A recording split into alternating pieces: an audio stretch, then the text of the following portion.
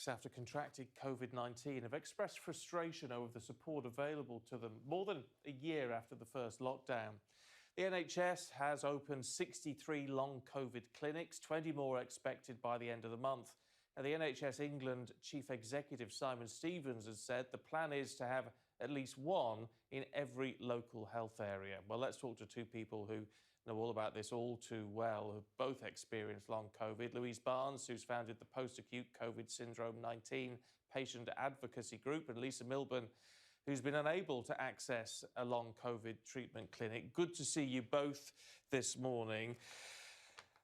I mean, Louise, you've clearly felt there was a real need to set up a support network here for the number of people who are really suffering with long COVID. Yes, that's right. Good morning. Thank you for having us on.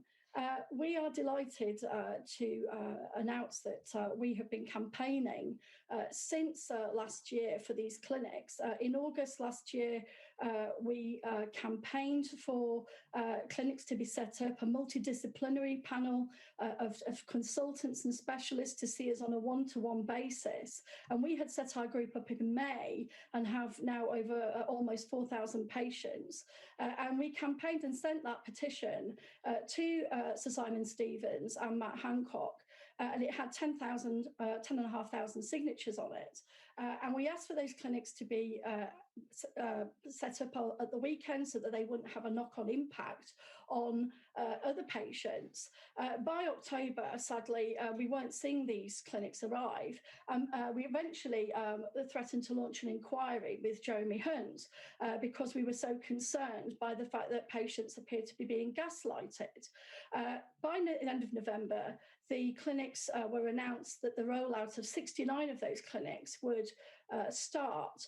And unfortunately, over 90% of our patients in our group still cannot get access to those clinics or referrals for a variety of reasons, which I think Lisa is going to explain shortly.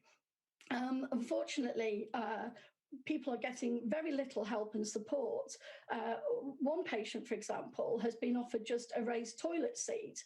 Clearly, there's only so far a raised toilet seat is going to support people when they've got myocarditis and organ damage. Many of us have been part of the CoverScan organ mapping project over at Oxford, and we are showing most of us, 70% of us, at least one organ damage, and in some circumstances, over 50% of patients, 2 or more organ damage. I myself have both heart problems and liver problems, and that was confirmed by CoverScan. Unfortunately, what has happened or appears to be happening is a large proportion of that £10 million that was initially allocated appears to have gone to setting up clinics that are promoting graded exercise therapy at the Nuffield gyms. This is a rehabilitation program, and unfortunately, they are promoting what NICE, the National Institute of Clinical Excellence, have deemed to be dangerous and potentially harmful treatment to patients. And indeed, CoverScan have also... Okay, Louise, let me jump in because I want to get the thoughts of Lisa this morning. I mean, how difficult has it been for you, Lisa, to initially get a diagnosis, never mind to try to find any support and treatment?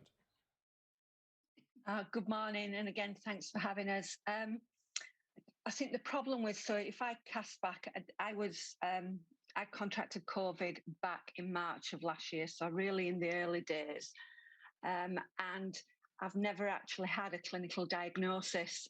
When I ended up at my local hospital, I was told, you know, you're sick, you're not sick enough to be ventilated, it's definitely viral, but go home and rest because that's the safest place to be, which is what I've done. I've been really proactive. I am so lucky that I've had the excellent support from my GP. From day one, my GP practice have believed in me. And to quote my GP, he said, in the absence of a technical diagnosis, then we will follow the science, and all the symptoms that you have, we will cross off. You know, we'll sort of make sure it's nothing more sinister, as it were. But I'm the exception. You know, so based on everything else being crossed off, I then got a clinical diagnosis from that. However, the next step in terms of getting to a clinic is just not happening because my health authority doesn't have one. And unfortunately, I do live 2 miles from the border of my neighbouring health authority, but health authorities aren't allowed to, refer across borders. Yeah, so yeah, proper sort it's of a case. postcode lottery situation as far as it comes, Yeah, comes to exactly. that. I mean, and what are your long COVID symptoms? The ones I sort of don't look backwards to how bad it was in the beginning. I'm really sort of, sort of proactive in terms of what I'm left with. I'm still left with the fatigue, which is quite indescribable. The breathlessness a little bit, and the brain fog are the ones that are sort of the overriding ones. In terms of sort of what I've done, I've been really proactive in taking part in research, and I've taken part in research all over the world to look at different bits of my symptoms to see if I can get better. I'm really lucky that I've had the support of an occupational therapist through my employer, who has worked with me to pace and sort of, improve. But as I say, I'm still left with the breathlessness, the brain fog, the ability to just not find words is quite. See, I'm struggling for the word.